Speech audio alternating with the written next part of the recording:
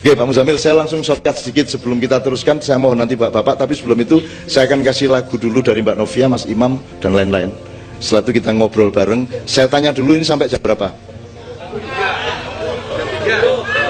Yo Pak, sampean dulu apa? Geragas kabeh to Pak. Ono sing subuh barang dulu.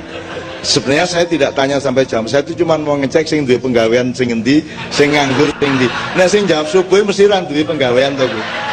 Kan gitu. Aku jawab kok acara nganti subuh mesti penganggur cacah iki kan gitu. Pak Muzamil, kemarin di Padang Bulan di Jombang bulan kemarin kan kita menafsirkan beberapa ayat. Salah satunya adalah apa namanya gini.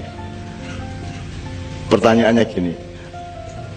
Apakah kalau orang berbuat baik itu untuk diterima Tuhan dia harus beragama Islam dulu atau tidak?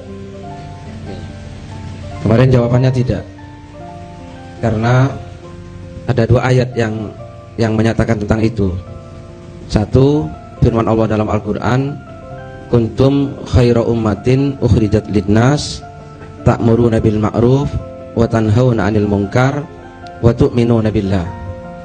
Jadi Allah berfirman, kuntum khaira ummatin, kamu itu sebaik-baik umat, ta'muruna bil ma'ruf, satu, kamu memerintahkan kebaikan, wa tanhauna 'anil munkar, dan mencegah yang buruk, keburukan, kemungkaran. Tu'minuna billahnya ditaruh belakangan oleh Allah, dan kamu beriman kepada Allah. Berarti karena ditaruh nomor 3, orang berbuat baik tidak harus Islam dulu gitu ya. Jadi perbuatan baik itu mandiri. Baik adalah baik. Ya, begitu. Apapun identitasnya gitu ya. Sampai yang nulung wong ya nulung wong. Ya baiknya terletak pada nulungnya itu, tidak pada identitas atau KTP-nya gitu kan. Gitu ya. Nek ini tidak berlaku Pak Muzamil, kue nek motormu kepleset njur ditulung wong, kue takon sik, jenengan muslim mboten kok nulung kula. Wah mboten kula Kristen, nek rasa nulung kowe. Ora ana gunane kowe nulung aku ngono ya, kira-kira. Gitu. Utawa nek ana wong tiba njur kowe sing arep nulung, kowe takon sik, kowe Islam apa Kristen? Islam kula, NU apa Muhammadiyah. Kowe gak ISIS kowe ngono kan. Kowe nganti modar ra kok tolong nek kok tolong. Nggo NU sapa? NU Gus Dur apa NU Muhaimin? Kok ditamu kowe Gus Durian apa NU garis lurus apa NU plengkang-plengkung apa? Kowe Muhammadiyah Syafi'iyah apa Muhammadiyah Malikiyah? Nek Syafi'iyah orang rokok, mergo Pak Syafi'i Marif ora tau ngerokok. Nek Muhammadiyah Malikiyah kuwi ngerokok terus, mergo Pak Malik Fajar ora tau leran ngerokoke. Aku sing endi ya? Nek kowe takon ngono kuwi untuk menolong orang, kita sibuk dengan identitasnya, maka selak gegar otak wangi kan gitu. Oke. Ayat yang kedua Pak Muzamil. Ayat yang kedua dalam surat Al-Baqarah 62, a'udzubillahi minasyaitonirrajim, innal ladzina amanu wal ladzina hadu wan nasara was-sabiina man amana billahi wal yaumil akhir wa amila sholihan falahum ajruhum inda rabbihim wala khaufun alaihim wala hum yahzanun. Gitu ya. Innal ladzina amanu, sungguhnya orang-orang yang beriman, wal ladzina hadu, dan orang-orang yang menganut agama Yahudi, wan nasara, dan orang-orang Nasrani, was-sabiina, dan orang-orang sabiin. Orang sabiin itu yang tidak Islam, tidak Yahudi, dan tidak Nasrani gitu ya. Jadi dalam tafsir disebut orang yang pokoknya percaya adanya Tuhan gitu ya. Man amana billahi wal yaumil akhir, siapa yang beriman kepada Allah, baik Islam, Yahudi, Nasrani, dan sabiin. Barang siapa yang beriman kepada Allah wa amila sholihan, dan melakukan kebaikan, falahum ajruhum inda rabbihim, maka bagi mereka pahala mereka, wala khaufun alaihim wala hum yahzanun, dan mereka tidak akan punya rasa takut dan punya rasa sedih dunia dan akhirat. Begitu. Jadi sangat jelas ya. Teman beragama Kristen berbuat baik sama Allah, falahum ajruhum inda rabbihim. Ya. Sama Allah dikasih ajar itu ya reward ya, apa penghargaan atau pahala atau ganjaran dan seterusnya. Bahkan jelas ini ayatnya. Jelas. Jadi sampean berbuat baik aja. Makanya setiap agama outputnya kan akhlak. Outputnya akhlak. Sholatnya itu, ibadahnya itu alat, itu dapurnya kan gitu. Tapi warungnya itu akhlak yang baik tadi kan gitu. Kon dari kue aja sibuk neng dapur wae. Gitu. Dapurnya tetap kudu resik, kudu apik, kudu tertib, tapi yang dilihat orang kan duduk pawon nih. yang dilihat orang adalah warungnya kan begitu. Nah warungnya kudu ada panganan yang sehat dan enak. Jadi mudah-mudahan ini memperkuat deklarasi pada malam hari ini, gitu kan. Soalnya kan nanti kan orang kok, orang Islam kok berdamai sama Kristen bagaimana?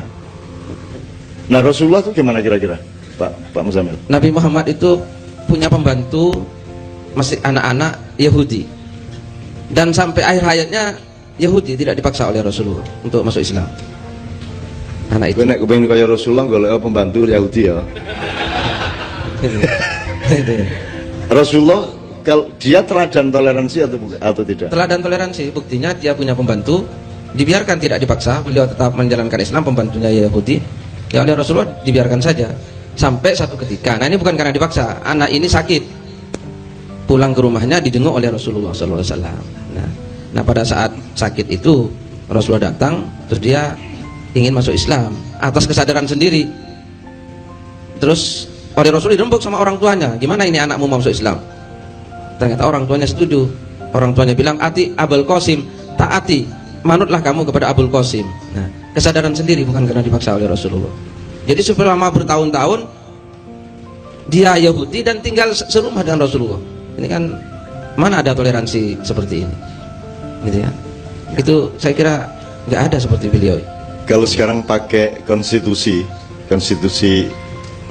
kekhalifahan Rasulullah, kenabian dan risalahnya Rasulullah.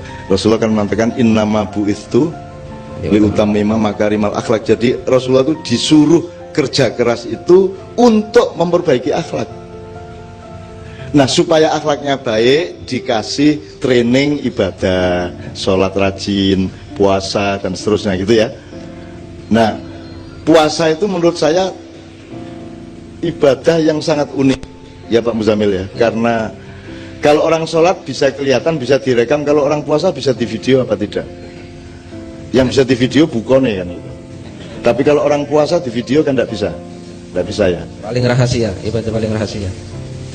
Anda tahu nggak bapak Anda puasa atau tidak tuh ngerti persis nggak? Atau anakmu poso pora ngerti, orang ngerti tuh. Makanya puasa itu kalau saya mengibaratkan, kalau orang sholat itu katakanlah di halaman rumahnya Tuhan, gitu ya. Kalau orang naik haji itu boleh masuk rumah. Tapi kalau orang puasa itu Anda berada di kamar pribadinya Allah. Karena Allah mengatakan puasamu untukku, gitu ya Pak Muzamil ya. Illa sauma fa innahu li. Kullu amal ibni Adam lahu illa saum atau illa siyam, gitu ya. Apa saja ibadahmu itu untukmu kecuali puasa. Jadi sebenarnya puasa itu sangat tinggi, sangat menggembirakan, sangat menawarkan berkah, sehingga kalau kita mau bikin hari raya seharusnya hari raya itu ya puasa itu. Jadi mulai tahun depan kalau bisa begitu masuk Ramadan kita hari raya. Yang kita rayakan tuh Ramadannya itu, karena kita sedang deket-deketnya sama Allah. Kita di kamar pribadinya Allah. Nah selama ini yang dirayakan kan begitu selesai Ramadan hari raya. Apa sebabnya? Mergo yes wis untuk badok kan gitu kan.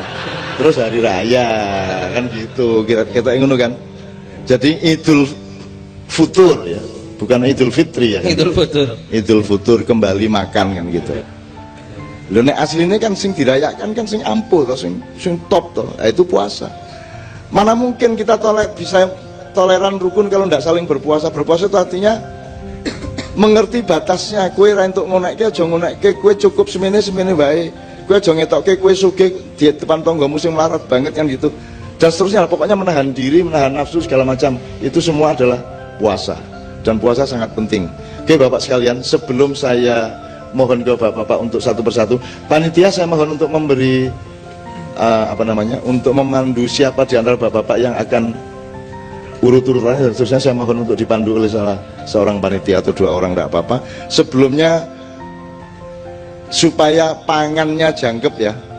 Jadi iki mau wikir wis rada suwe iki mau mikire ya. Ikine wis dikai panganan, saiki ikine dikai panganan. Nah, untuk iki apa arep Jawa, apa arep Barat, apa arep semau-maumu.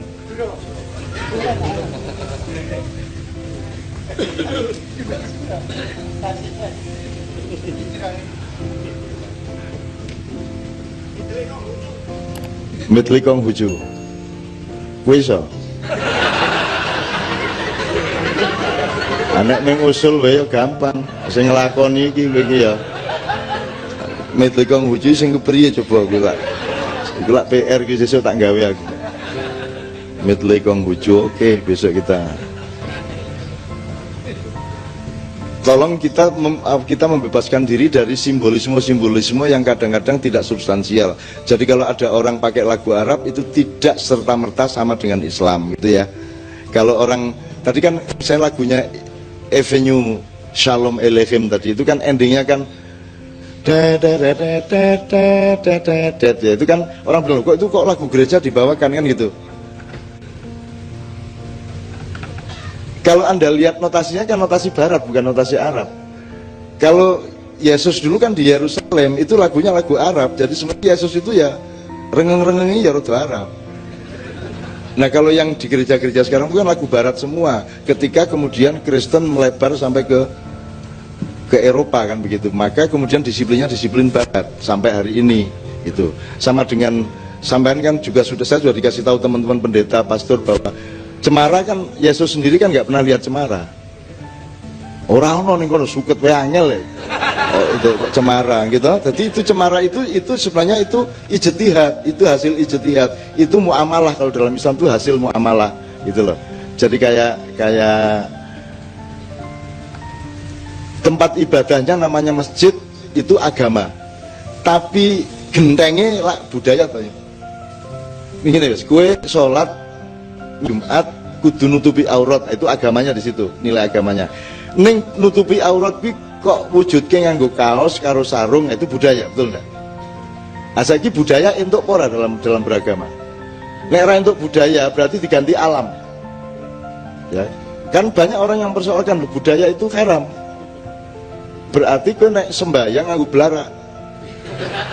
Kok ubel-ubel ngene-ngene gitu. Apik banget gue, ya, okay. Jadi budaya itu tidak bisa kita elakkan karena kita hidup itu pasti melakukan budaya, kan gitu. Pari ya ditutu kan gitu, setelah ditutu diliwet kan gitu, setelah diliwet kasih sayur itu semua budaya. Nek budaya lain tuh berarti mangan pari, berarti jalan kepang gue, jalan kepang mangan pari gitu. Kelambi abang? Sing marai ya, nikah kae.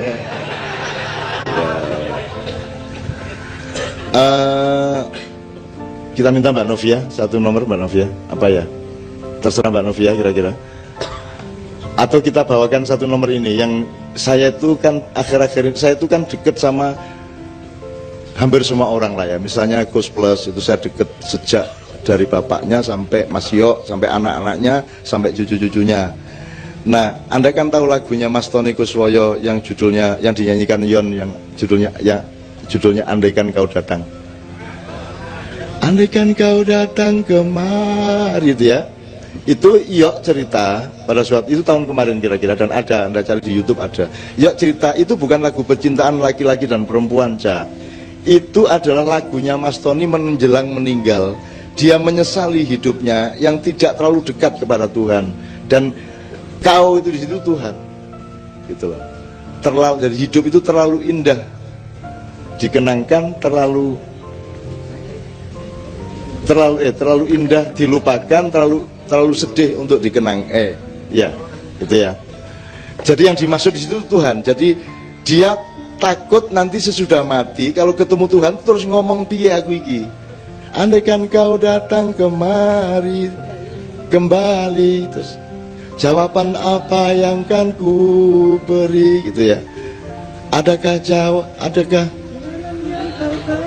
yang ku temui untuk kita kembali lagi. Itu artinya mbok entuk ora ku urip baleni remedi apa? Hair. Wingi kokean nang silir ya gitu kan. Upamane lho ya. Upamane mbok kula dikasih second chance lah, ke kesempatan kedua.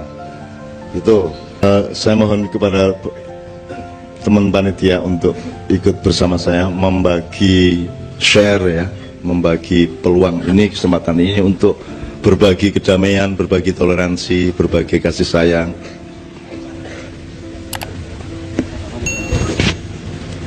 Monggo Mas, kita persilakan satu persatu barangkali ya.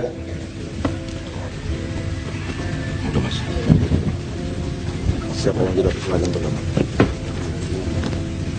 Ya, yang dilaksanakan di kota Pekalongan itu kerjasama Menteri Pertahanan Bapak Arya Miza Aryakutu bersama ulama ahli Thariqah Al-Mu'tabarah An-Nahdiyah yang dipimpin oleh Maulana Sayyid Habib Lutfi bin Muhammad bin Yahya Pekalongan.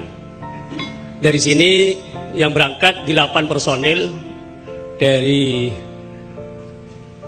pengurus dan anggota Jatman namanya, Jam'iyah Ahli Thariqah Al-Mu'tabarah An-Nahdiyah, dan juga dari pondok pesantren 1, sehingga 8 itu datang ke menghadiri konferensi internasional ulama sedunia yang dihadiri oleh 49 negara, termasuk dari Amerika juga hadir ulamanya, dari Inggris juga.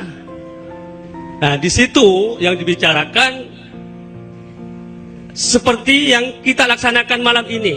Maksudnya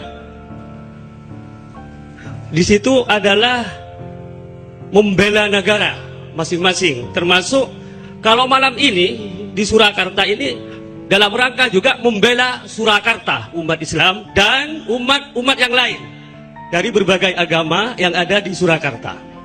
Sehingga deklarasi tadi itu disampaikan bersama oleh masyarakat dan tokoh agama di Surakarta yang disampaikan Bapak Kapolresta.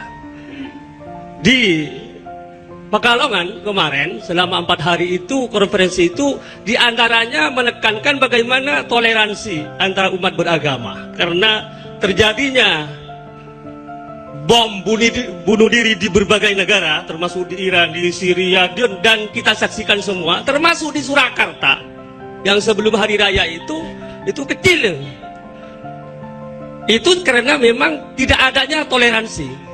Jadi para ulama yang hadir ke Pekalongan itu menyampaikan diantaranya yang harus kita masyarakatkan, kita sosialisasikan adalah tasamuh antara kita semua, bainana wa bainakum, bainana wa bainahum, bainan nas, sedunia harus toleransi. Makanya acara malam ini adalah judulnya adalah Surakarta Dukung Toleransi. Kota berseri, kota solawat, kota toleransi. Ini adalah intinya membela kota Surakarta. Kalau Indonesia membela negara Indonesia. Saya kira itu sebagai oleh-oleh dari tokoh agama khususnya dari Islam yang ikut dalam konferensi internasional yang dilaksanakan di Pekalongan berkaitan dengan acara malam ini.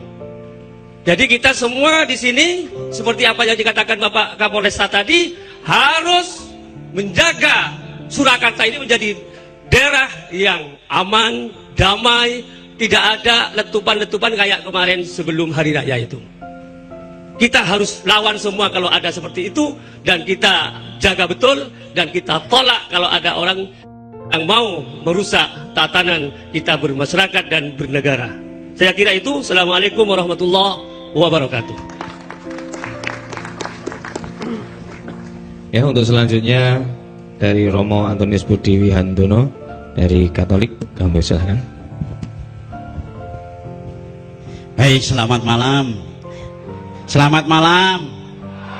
Selamat malam. Pak MH, tadi dikatakan temanya keadilan ya.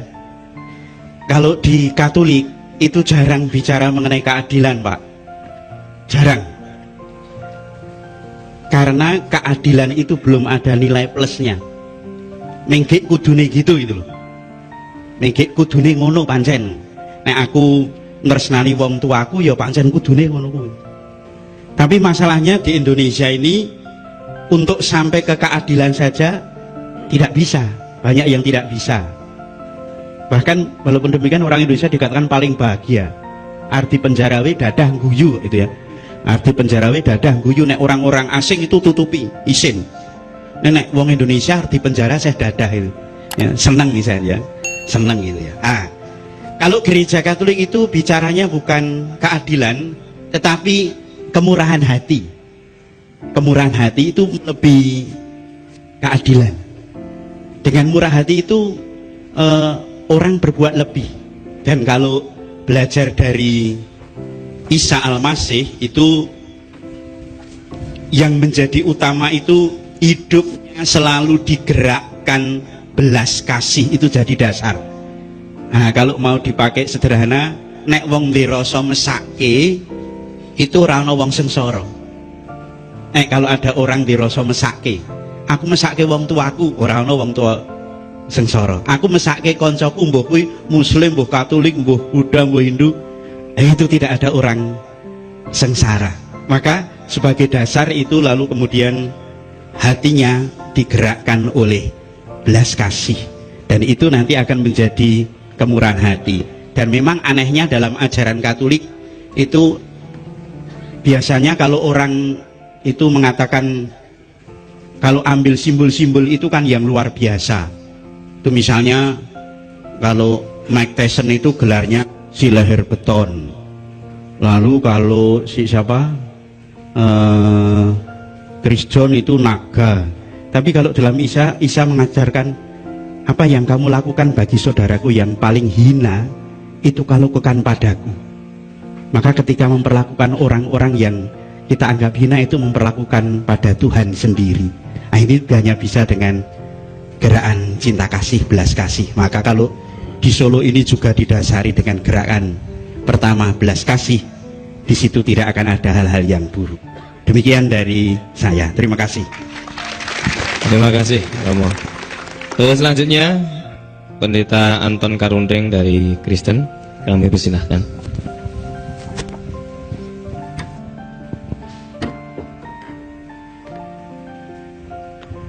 Selamat malam. Selamat malam. Shalom Aleichem. Nah, tadi kan sudah dinyanyikan Shalom Aleichem ya. Jadi salam kita sama. Hukum yang terutama bagi orang Kristen adalah mengasihi Allah dengan segenap jiwa, segenap kekuatan, seluruh hidup, dan mengasihi sesama manusia seperti diri sendiri. Jadi toleransi ada di sana, saudara-saudara. Mengasihi siapapun itu hukum, dan itu harus dipraktekkan mulai dari diri sendiri. Saudara-saudara, saya tidak menyombongkan diri, tapi itu praktek yang memang saya hati-hati dari hukum agama yang saya anut. Saya punya pembantu sejak istri saya itu umur 14 tahun. Kemudian dia punya cucu ponaan, ikut. Lalu saya sekolahkan sampai lulus sarjana. Agamanya apa? Agamanya Islam. Saya tidak melihat dia dari agamanya, tapi sebagai sesama manusia. Nah, sekarang sudah lulus dan mulai kerja. Kira-kira 8 bulan ini ia bekerja di Solo juga, ikut saya. Ya, saya tidak akan memaksa harus masuk Kristen, tidak. Silahkan, ada tempat sholatnya dan seterusnya. Mau puasa, bahkan dia sudah istilahnya katam itu ya Pak, apa ya Pak? Menyelesaikan. Ya, sudah katam katanya dia. Saya tidak terlalu mendalami gitu. Saya dorong saja supaya dia melakukan agama sesuai dengan keyakinannya. Jadi kita mengasihi sesama manusia, siapapun juga, seperti kita mengasihi diri sendiri. Itulah hukum dari Kristen. Demikian, terima kasih. Santun. Kok sudah Pak? Ya, masih bisa ditambah Pak? Iya, silakan Pak. Ya, nanti. Iyalah, kita menganggap ini baru UUD 45-nya itu. Oh ya, masih yang lain lagi aja. Ini kita sepakati untuk kita bagi-bagi. Jadi saya tak berlagak sebagai orang yang seolah-olah lebih memahami Bapak Pastor dan Bapak Pendeta untuk menyambungkan ke Anda semua yang saya anggap agak kurang memahami dibanding saya. Kenapa ya Pak ya? Jadi saya ingin menjelaskan pada gini, karena ini anak-anak saya, mereka ini namanya generasi milenial. Generasi milenial itu generasi yang paling berperan di dalam menciptakan perilaku dan kecenderungan di sebuah milenium. Maka disebut milenial. Umurnya dari 17, 18 sampai 38, hampir 40. Ini rata-rata begitu, Pak, umurnya. Dan mereka ini yang paling penting.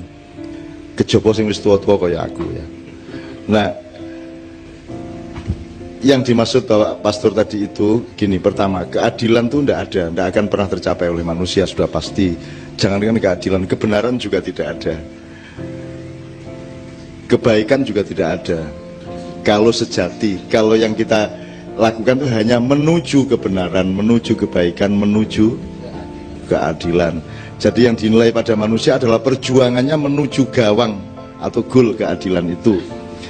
Benar saja yang cuman satu, kan ada benar salah, baik buruk itu. Terus nanti ada yang lebih inti, adil tidak adil, terus ada sisi lain, indah tidak indah gitu ya. Satu sisi yang namanya benar saja itu kan juga ada tiga, bener dewe, bener wong okeh, bener kang sejati gitu kan.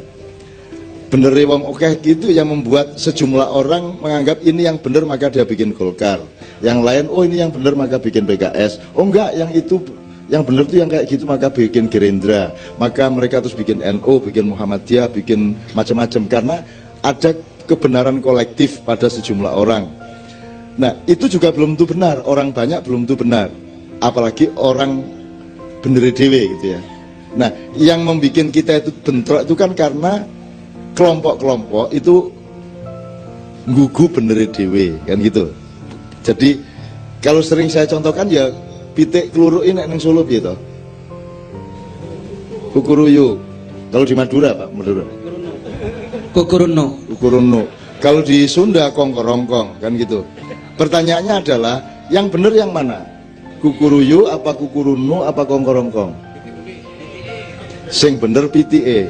Nah kan begitu. Nah jarak antara koko ayam dengan kita mendirikan itu namanya tafsir. Tafsir itu melahirkan madhab dan pengelompokan. Kalau Islam ada Sunni, ada Syiah, ada Wahabi dan seterusnya. Itu karena pendengarannya berbeda terhadap koko ayam kan begitu. Kita harus saling menyadari bahwa yang benar itu ayam. Ini cuma tafsir saya, kukuruyu. Ini cuma tafsirnya Pak Muzamil, kukurunu. Nah antara kukuruyu, kukurunu dan kongkorongkong harus saling menyadari kelemahan masing-masing. Maka terjadi toleransi kan begitu. Kalau menganggap benernya sendiri ya itu yang menjadi bentrok karena masing-masing egois dan egosentris terhadap kebenaran yang mereka yakini. Saya teman-teman sekalian selalu mengatakan kepada Anda, nek aku ngomong apa wae aja dipercaya, kan gitu kan? Anda percayanya jangan ke saya itu cuma mengantarkan sejumlah bahan dan cara berpikir supaya kamu mengolahnya. Nanti kamu akan menemukan apa yang kamu percaya secara otentik dari pikiran dan hatimu sendiri. Jangan percayanya kepada saya. Jadi antara Anda dengan Tuhan itu jangan ada siapa-siapa. Anda sama Tuhan itu langsung. Bahwa Anda mendengarkan pastor, kiai, ulama, pendeta, biku, dan seterusnya, itu wacana. Tapi dia tidak mewakili Anda. Dan dia tidak bisa menyelamatkan Anda. Apakah pastor bisa menyelamatkan umatnya? Tidak bisa. Apakah kiai bisa menyelamatkan umatnya? Tidak bisa. Apakah ketua majelis ulama bisa menyelamatkan umat? Tidak bisa. Apakah ketua NU menyelamatkan Nahdien? Tidak bisa. Hanya Anda sendiri yang bisa menyelamatkan dirimu di depan Tuhan. Maka kalau Anda beribadah kepada Tuhan, jangan ada siapa-siapa. Dan saya tidak mau ada di antara Anda dengan Tuhan. Susahnya pimpinan-pimpinan agama ini seneng manggon kuno kuwi.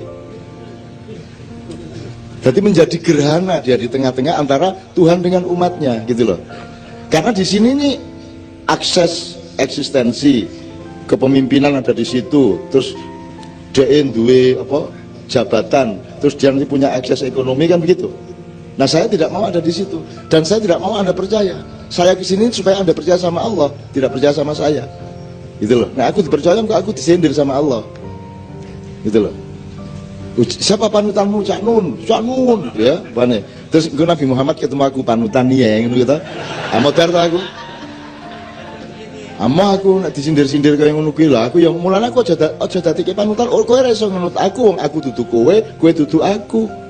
Sing iso kok ambil dari aku adalah sebagian yang relevan terhadap kamu, sebagian dari kecenderungan saya yang pas untuk kamu. Dan kalau kamu teruskan, kamu sudah bukan niru saya, kamu meniru orang yang pihak yang sebelum saya, entah itu Nabi, entah itu Tuhan sendiri, bukan sayanya. Saya cuman akselerator dari nilai dan kecenderungan itu, betul enggak? Betul enggak manusia lihat? Itu yang pertama. Kemudian untuk menjelaskan yang Bapak Pastor kemukakan tadi, kemurahan hati itu kalau di dalam Islam Halim namanya ya. Al-Halim, Allah yang maha murah hati. Sebenarnya murah hati, toleran, lomo itu kan mirip-mirip saja ya. Itu bulatan terus ada sisi-sisinya. Ada Bismillahirrahmanirrahim. Rahman itu cinta sosial, cinta yang meluas. Rahim itu cinta yang mendalam, yang vertikal. Karena garisnya ke gravitasi bumi sama ke langit yang satu garis. Jadi Rahim itu garis ke dalam dan ke atas. Kalau Rahman itu garis ke kiri, ke kanan, ke depan, ke belakang. Itu Rahman, kan gitu. Atau kalau pragmatis, aplikatif, yang dimaksud Pak Pastor tadi itu ihsan. Ihsan itu kebaikan yang lahir dari dirimu, tidak karena disuruh, tidak karena diwajibkan. Itu loh, itu namanya ihsan. Jadi kalau ingin anakmu seperti itu, jenenge ihsan. Utawa nek kepingin entuk ihsan, goleke kanca sing jenenge ihsan. Gitu. Biar caranya ben entuk terus, wong bocah iki seneng lomo gitu, ngekeian gitu kan. Nah, itu namanya kemurahan hati. Masalahnya, teman-teman sekalian, kemurahan hati itu tidak bisa jadi aturan, tidak bisa menjadi sistem, tidak bisa menjadi hukum positif. Sementara kita ini bernegara, kalau bernegara itu harus ada kompromi untuk menyepakati pasal-pasal yang disebut hukum positif. Kan begitu? Ada perdes sampai permen, sampai kepres, sampai konstitusi dan undang-undang, KUHP dan seterusnya. Itu semua hukum positif. Itu semua bukan untuk adil, tapi alat untuk menuju keadilan. Karena keadilan yang sebenarnya tidak pernah bisa Anda capai, tapi kita berjuang. Jadi ukuran manusia adalah berjuang apa tidak menuju ke sana, kan gitu. Jadi bukan adilnya tercapai, tidak mungkin tercapai, benar aja belum tentu tercapai kok. Apa yang saya yakini benar malam hari ini, mungkin nanti pulang ke Jogja saya ragu sendiri sama kebenaran saya, karena saya menemukan kebenaran yang lebih tinggi dari yang tadi saya omongkan. Betul enggak? Makanya Allahu Akbar, kalau Anda riwayat itu, Allahu Akbar artinya bukan Allah maha besar, tapi Allah yang maha lebih besar. Lebih besar itu kan berarti gak leren. Lebih besar lagi, lebih besar lagi, lebih terus, tidak berhenti-berhenti. Dia dinamis, jadi dia tidak statis. Bukan Allah yang maha besar, seolah-olah dia material yang ukur kebesarannya bisa diukur. Enggak, Allah itu maha lebih besar. Kok maha lebihnya itu apakah Allah memuai gitu? Biar sepiro, jur sepiro, barsak gunung Kelut, jur sak gunung Semeru, ora. Di dalam kesadaranmu Tuhan itu makin lama makin agung, kan begitu? Makin lama makin agung. Jadi tidak pernah berhenti engkau mengagumi, mentakjubi Allah, sehingga disebut Allahu Akbar. Kalau Allah maha besar, bahasa Arabnya Allahu Kabir. Kalau orang yang besar badannya, bukan Allah, rojulun kabir, K-nya yang panjang. Kalau Allah, baknya yang panjang, kan gitu. Kabir sama kabir itu. Kalau Akbar itu maha lebih besar gitu. Jadi tidak pernah berhenti. Maka Bapak, yang dijelaskan oleh beliau tadi adalah Anda tidak bisa terus-menerus mengandalkan perintah agama atau syariat, mengandalkan hukum negara, mengandalkan kewajiban-kewajiban sosial. Anda harus melahirkan toleransi dan perdamaian dan kesejukan dunia ini melalui hatimu sendiri yang penuh kemurahan. Itu yang dimaksud beliau tadi. Artinya kalau cari wali kota, cari bupati, cari presiden itu salah satu kriterianya kayak wonge loman ora gitu loh. Kayak wonge sayang ora karo wong cilik, kan gitu. Itu bukan kredibilitas apa akuntabilitas apa meneh sijine kae. Akseptabilitas, integritas. Lah piye lemu mudeng? Ora mudeng, mesti ora mudeng, tas-tas kuwi mesti ora mudeng. Wis ora mudeng. Lah pokoke ngene lho, kae ketoke raine ketoke kok ya apik ya, gitu aja. Nganggo ilmu katuranggan aja gitu loh. Itu loh sebenarnya. Oke ya teman sekalian, paham ya yang bisa beliau adalah betapa pentingnya manusia mengolah dirinya untuk punya output murah hati di tengah sistem yang tidak bisa dijamin, di tengah hukum yang sangat relatif, di tengah Jessica salah apa tidak akan kebingungan, ya, di tengah begitu banyak kasus-kasus nasional yang tidak jelas posisi hukumnya, gitu ya. Di tengah reshuffle yang tidak jelas alasannya apa kok dia diganti, dan alasannya apa kok dia yang menggantikan, begitu. Semua tidak ada alasannya. Nah, andalan sementara di antara kita adalah kemurahan hati. Beliau tadi menganjurkan, ya nek ngono antar kelompok beragama di Solo ini nek iso menomorsatukan kemurahan hati, kan begitu. Kalau mengandalkan perjanjian atau mengandalkan hukum-hukum positif, hukum positif itu rendah derajatnya. Misalnya orang mencuri dihukum, kan begitu. Dia tidak, hukum itu tidak ngerti mencuri karena apa, tidak peduli. Yang penting gue nyolong. Bahkan sekarang orang belum menteror sudah disebut teroris. Durung ngapa-ngapa gue, terus dicap teroris, terus dihukum dan boleh dibunuh. Ini terjadi tidak hanya di Indonesia tapi secara internasional. Kan tidak boleh mengadili identitas, Pak. Tidak boleh ini ngecap, oh kowe PKI ndur tak hukum ra iso, kowe kafir tak hukum ra iso. Nek kowe mateni wong lagi dihukum, kowe nyolong dihukum. Yang dihukum itu perbuatannya, meskipun yang mengalami hukuman adalah pelakunya. Tetapi titik hukuman itu berdasar perilakunya, bukan berdasar identitasnya. Sekarang kan identitas sudah diadili. Ini dicurigai kelompoknya Santoso digerebek, kan begitu. Lah terus piye nek ngene iki? Nek ngene aku iso ngarani kowe iki sesat, iki sesat. Terus dia duwe kanca-kanca iki sak anake sesat kabeh. Terus nanti saya hukum Anda, enggak bisa dong. Jadi hukum positif itu lemah. Apalagi hukum positif yang subjektif seperti itu. Gitu. Ono sekolah diarani teroris gitu kan, sak piturute. Nah, teman-teman sekalian, malam ini kita mendapat penyadaran dari beliau bahwa wis ojo mengandalkan banyak hal di luar dirimu. Andalkanlah kemurahan hatimu sendiri kepada sesama manusia. Ngoten nggih? Ngomong nggih? Akan gitu kira-kira. Ngerti to aku, makane kowe ya ta. Lumayan lho, monggo aku ora tau melu misal lho, nek aku ngerti yo. Artinya konco-konco Katolik aku ngerti kebiasaane, habitatnya dan ekosistem rohaninya aku ngerti kebiyen mergo saya temennya Romo Mangun, saya temennya Romo Dik Hartoko, saya temennya Romo Kuntoro, Romo Van Dongen di Nijmegen, Romo yang di Romo Magnis, Romo Girjito sak pitu tahu. Aku biyen iki tahu dipolo karo pastor-pastor ning Klatenku ning gereja, Pak. Seminggu aku ning kono kuwi ditakoni terus kae. Dadi aku ijen musuh pendeta semono kae, pastor semono kae. Ning ya dikai nggon sembayang gitu. Jadi saya di situ sendirian dan pokoknya saya jadi orang Islam sendirian hidup di situ. Saya sesi tiap hari itu, berhari-hari itu, dan saya hafal sama teman-teman itu gitu. Dan aku koncone dan aku sering ganggu-ganggu. Jadi ketika Romo Mangun dulu masih sugeng, itu pernah kami diskusi di LIPI. Romo Mangun ngomong apik banget ya, terus setelah itu saya dan aku ngomong, saudara jangan percaya sama Romo Mangun. Nah, Romo Mangun itu ala itu politik itu. Romo Mangun itu sebenarnya diem-diem dia punya proyek. Dan itu dia itu membiayai banyak kristenisasi di Indonesia. Romo Mangun kan pucet, biaya kiai nun iki. Pucet iki. Wah, aku tenang kae. Jangan percaya sama beliau.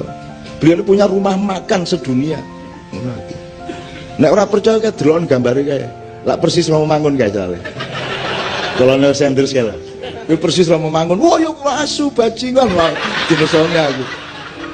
Lah aku main geguyon, saya kan kalau nggak bisa guyon nggak sedulur ya Mas ya. Nggak sedulur gitu loh. Karena saya guyon sama beliau-beliau semua. Konco-konco kabeh aku dolanan apa jenenge? Guyon kaya ngono dan guyon kuwi kadang-kadang ya kenemen jenenge wong ora duwe jabatan ya ora apa-apa ora macam-macam ae. Ora duwe jabatan, ora duwe posisi, ora papane ra cetha, pangane ya sok-sok ana sok-sok ora ana. Nek ming apa jenenge sandange sing cetha kan gitu kan. Oke, teman-teman sekalian, kita satu nomor lagi kemudian kita teruskan bapak-bapak dari agama-agama yang lain gitu ya. Satu nomor ini saya minta seperti biasanya Mas Doni sama Mas Imam. Kemudian nanti kita teruskan Mbak Novia lagi, Mbak Nia dan seterusnya. Dan sewu, ini persembahan khusus untuk bapak-bapak.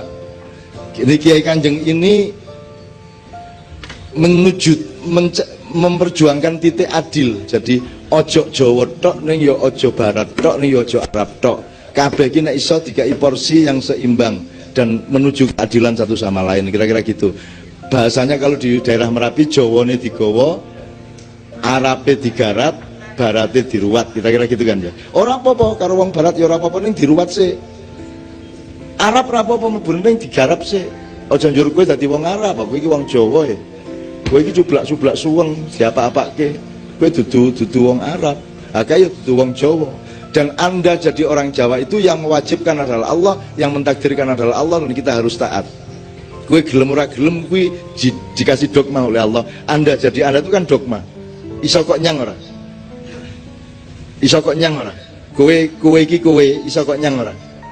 Mboten to, berarti kuwi dogma. Dan itu takdir, wis ora iso kok bantah, kowe menyerah wae.